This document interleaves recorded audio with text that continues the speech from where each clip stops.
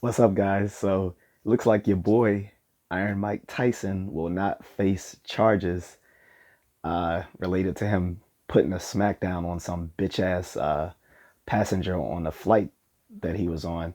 Mind you, he was in first class or business class and was still being harassed. The whole point of being able to be in business class or whatever is to avoid the yokels in coach class, which I'm not gonna even lie, I always fly coach.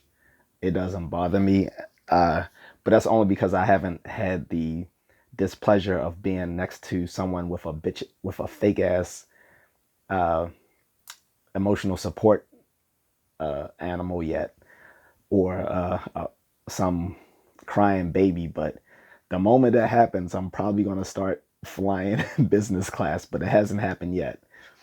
Um, I've actually let my wife fly first class, which was cool. So I'm glad I guess she enjoyed it, even though it separated us because she got to fly business, first class, and I was stuck in coach. But I don't care as long as it made her happy. Um, but yeah, the dude was straight up harassing Mike, and Mike is actually mad chill. I don't know, ever since he's either been taking his medication for his bipolar disorder or whatever, or maybe just with age, he's become a much more chill person. He doesn't flip out like he did, like he was known to do in his 20s and 30s. And even that wasn't a continuous thing. But regardless, this dude straight up harassed him and was in his face. And mind you, this is still during the time of the pandemic. So Mike had every reason to I can't say legal reason because hashtag not legal advice, but he had every every social reason to beat the shit out that dude. And he really didn't beat the shit out of him because if he wanted to, the dude would have been knocked out cold. Those, as far as all those hits on him, those were baby hits coming from Tyson. The dude even took a selfie with him later and then tried to press charges. Like, nah, no one was buying it because they saw the footage. He was harassing them. So again, Mike escaped those charges. Kudos to my man Mike. He got his cannabis business up and booming too. So, oh, and he has an energy drink I haven't tried, but I hear it's big overseas. So next time I fly out overseas, I'm going to look for his energy drink. But I prefer coffee most of the time. I'm not a Red Bull energy drink type of guy, except when it's offered at work.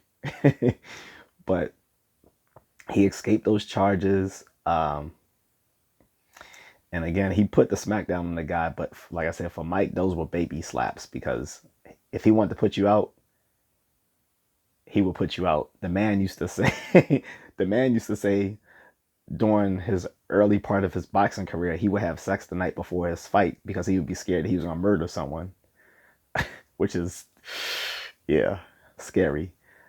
And if you see him training other folks, he still has the moves. His footwork is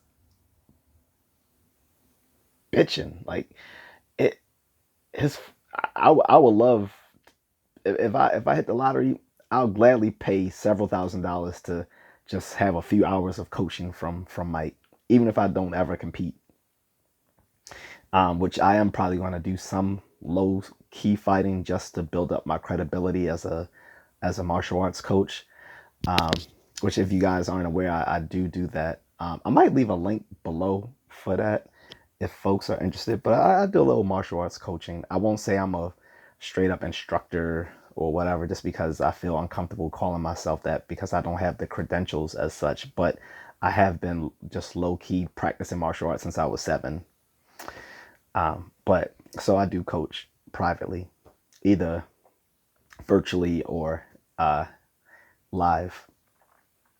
And I would definitely spend a few grand to get some instruction from Iron Mike on his skills and the peekaboo style.